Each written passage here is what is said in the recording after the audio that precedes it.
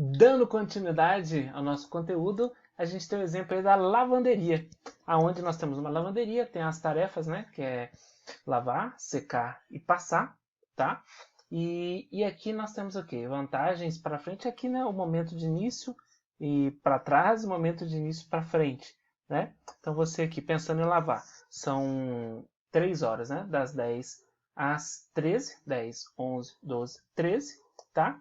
Depois das 13 às 15, 13, 14, 15, tá? Então aqui você pensando da questão do para trás, tá? Para trás você pensa quanto que é o tempo que você tem, né? São 5, 6 horas, desculpa, né?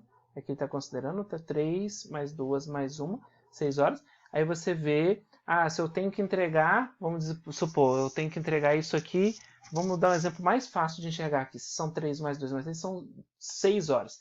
Se eu tenho que entregar a meio-dia, eu faço o quê? Meio-dia para trás, meio-dia. Então eu tenho que 6 horas para trás, eu tenho que começar a fazer às 6 da manhã. Das 6 até meio-dia, dá 6 horas, né? 6, 7, 8, 9, 10, 11, 12, tá? E o momento do início? É o contrário. Eles me entregaram isso aqui às 4 da manhã, por exemplo.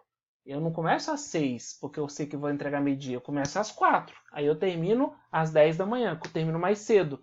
Mas é porque eu comecei na hora que chegou, tá? Quais são as vantagens? Vantagens para trás, vantagens para frente. Para frente, alta utilização do pessoal. O trabalho inicia para manter o pessoal sempre ocupado, né? Você está sempre ocupando eles, porque chegou, põe para trabalhar. Chegou, põe para trabalhar.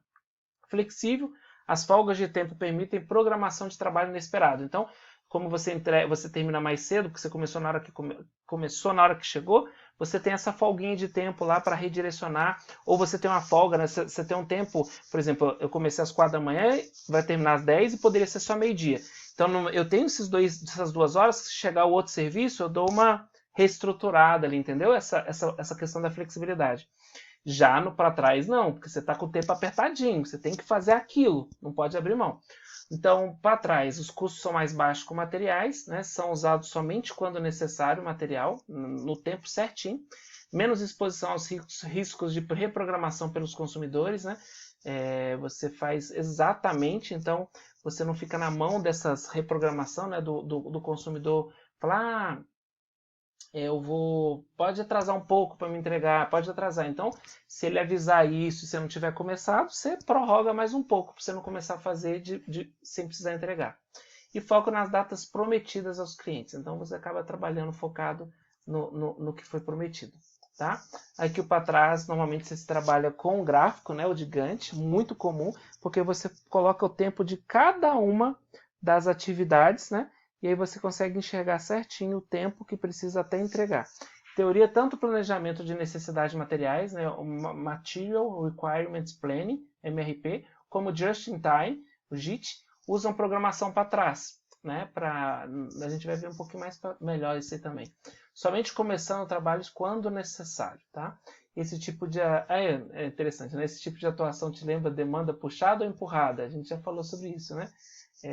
Mas é uma boa reflexão, na verdade, da ideia de puxado, né? Você só começa quando há aquela necessidade da entrega mesmo, mas é só uma curiosidade. E aí o método de programação mais comumente usado é o do gráfico de Gantt. Né? Um gráfico de Gantt é uma ferramenta simples que representa o tempo como uma barra num gráfico. Então aqui os tempos, né? Os tempos de início e fim de atividades podem ser indicados no gráfico. Então você consegue ver certinho o tempo de início e o tempo de fim de cada uma das atividades. Então, eles promovem uma representação visual simples. A representação visual hoje é sempre muito importante, né? Dashboards, famosos dashboards, do que deveria e do que realmente está acontecendo na produção. Então, você sabe o que foi programado, o que foi planejado e consegue comparar com o que realmente está acontecendo. E o monitoramento e controle? Gente, você tem a operação, você tem a entrada aqui, né? De matéria-prima, insumo, você tem a operação e você tem a saída do produto acabado, do serviço. Então você consegue, a monitoração é você realmente ver tudo isso aqui. Você está vendo, né? Você consegue monitorar a saída, você consegue ver os planos aqui que você traçou para a operação, né? Toda a sequência colocada, né? O planejamento que foi feito, a programação, e aí você consegue o quê? Olhar, comparar o que foi programado, o que foi planejado, com o que está acontecendo, e caso não esteja entregando na monitoração que você quer, você consegue replanejar e você consegue fazer uma intervenção aqui na entrada e trabalhar em todo esse circuito de malha fechada, né? Então, tendo criado um plano para operação por meio de carregamento, sequenciamento e programação, cada parte da operação precisa ser monitorada para assegurar que as atividades planejadas estejam de fato ocorrendo. Qualquer tipo de desvio dos planos pode ser retificado por algum tipo de intervenção, né? Você percebendo que está saindo fora do controle, você pode intervir aqui na operação, que por si só provavelmente envolverá algum replanejamento. Você tem que replanejar e reestruturar as ações para conseguir. Se continuar fazendo o mesmo, você vai ter o mesmo resultado. Se você quer algo diferente, você vai ter que replanejar e fazer uma ação diferente para colher um resultado diferente. E aí, bem interessante, né? Sempre voltando para o puxado e empurrado, que foi lá no início da disciplina. Em um sistema de planejamento e controle empurrado, as atividades são programadas por meio de um sistema central, como em um sistema de MRP, né? Cada centro de trabalho empurra o trabalho, sem considerar se o centro de trabalho seguinte pode utilizá-lo, tá? Isso te lembra a formação de algo? Se você está empurrando, independente do que está acontecendo na frente? Claro, né, gente? Isso é estoque, são filas, né? Tempo ocioso, porque a pessoa empurra para o da frente e o da frente fica lá com aquele material parado, tá? E tem toda essa questão de problemas, né? Em contraste, o puxado, a estação de trabalho posterior puxa o trabalho da estação anterior. Aí a gente consegue ver aí, né? E a analogia aqui é a gravidade, né? Então, no sistema empurrado, a gravidade vai fazendo o quê? Ela vai empurrando aqui. Você produziu, essa produção cai e para aqui no da frente. Que vai produzir, vai empurrar, vai cair na frente. Que vai produzir, vai empurrar e cai na frente. E naturalmente vai formando o quê? Alguns estoques. Porque se esse cara aqui tiver algum gargalo, esse cara vai fazendo, isso aqui vai subindo. E em contrapartida, esse cara vai ficar sem material aqui, não vai fazer. Já o puxado, o que acontece? Esse cara puxa isso aqui, faz. Esse cara puxa isso aqui, faz. Esse cara puxa isso aqui, faz, né? E a gente sabe que tudo isso mediante um pedido, que vai puxar tudo. Aqui não, a gente vai empurrando, empurrando, empurrando, empurrando e fazendo os estoques, tá? E aí, por fim, a questão do tambor, pulmão e corda, né? O conceito de tambor, pulmão e corda vem da teoria das restrições, a Theory of Constraints, né? O TOC, e do conceito denominado de tecnologia da produção otimizada, OPT, tá? Normalmente uma parte do processo, alguma parte, né? Uma parte do processo se comporta como gargalo no fluxo de trabalho ao longo do processo. Goldratt argumenta que o gargalo deve ser o ponto de controle do processo. Olha que interessante, normalmente o gargalo, a pessoa fala, nossa, o gargalo, que lugar ruim, e ele fala assim, então, o gargalo está ali, o gargalo existe, e na verdade aquele gargalo deve ser analisado, deve ser o ponto de observação, o ponto de maior estudo e o ponto que determina, né, o controle do processo como um todo. Olha que coisa mais interessante, né?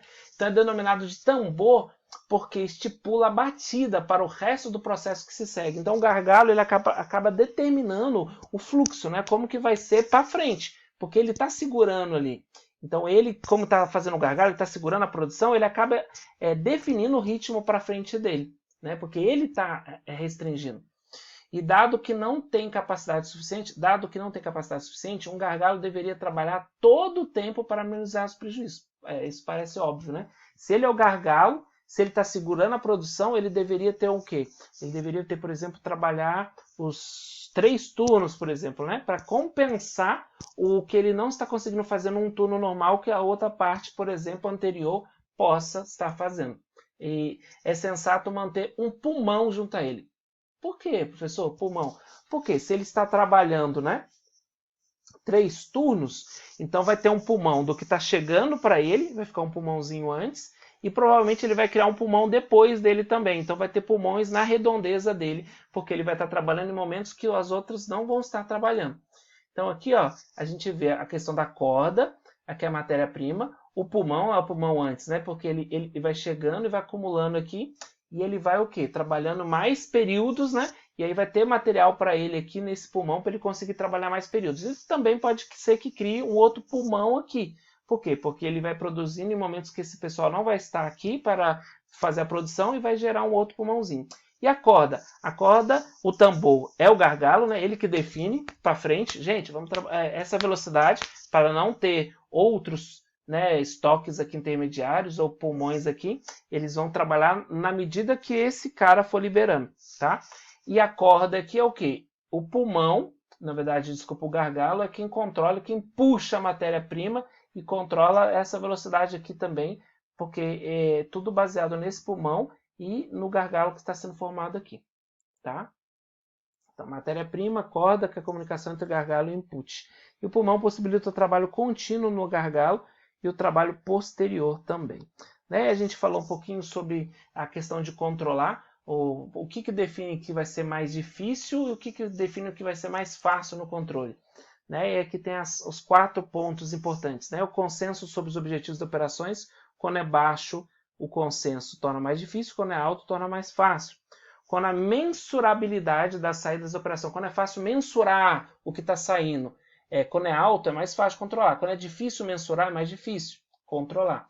O conhecimento sobre o comportamento da operação, quando você conhece bem como a operação se comporta, como é estável, quando é constante, então você consegue ter mais fácil, né, controlar. Quando não é constante é mais difícil.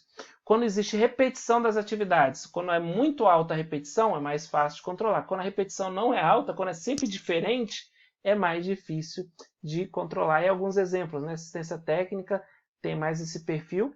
E, por exemplo, a produção industrial de alimentos tem mais esse perfil de maior facilidade de controle. E aí, por fim, uma visão geral, né? Uma visão geral das 4 atividades, onde tem programação, que é quando a perguntinha básica, quando produzir, e aqui está muito associado com o tipo de produção, puxada ou empurrada. Carregamento é o quanto de quantidade produzir. E aí tem que lembrar, né? O finito que tem você aceita os atrasos, o infinito que você não aceita, que você faz os extras.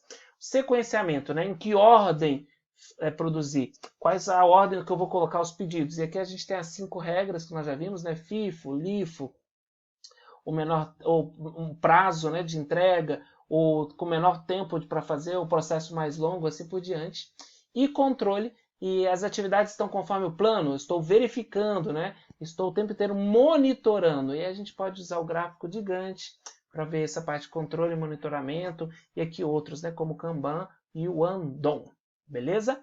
E para finalizar, eu vou dar um melzinho na boca de vocês aí com conceitos que é o que? Extras. Vamos adiante! Para ir adiante, nós temos aí a parte de planejamento e controle de estoque. Agora mais focado nem vocês. Né? Os gerentes de produção têm usualmente uma atitude ambivalente em relação ao estoque. A gente já falou bastante sobre isso, né? Ter ou não ter estoque. Por um lado, os estoques são custosos, tem dinheiro, já falei isso muito para vocês. Algumas vezes impactam considerável quantidade de capital. Mantê-los também representa risco, porque itens em estoque podem deteriorar-se, tornar-se obsoletos ou perder-se. E, além disso, ocupam espaço. Falamos bastante disso, né? Por outro lado, proporcionam um certo nível de segurança, que é a contrapartida, né? Em ambientes incertos, uma vez que a empresa pode entregar prontamente os itens em estoque, atender o cliente, lembra? Quando os consumidores os demandarem. Esse é o dilema do gerenciamento de estoques, né? Apesar dos custos e de outras desvantagens associados à sua manutenção, eles facilitam a conciliação entre fornecimento e demanda. Aqui nós temos algumas questões chaves que nós vamos conversar, tá? O que é estoque? Parece simples, mas nós vamos ponderar sobre isso. Por que estoque é necessário? Também parece simples, mas vamos ponderar sobre isso. Quais as desvantagens de manter estoque? Também já conversamos, mas vamos tentar detalhar um pouquinho melhor. Quando o estoque de uma operação deve manter? Quando estoque uma operação deve manter? Né? E quando uma operação deve repor o estoque, tá? E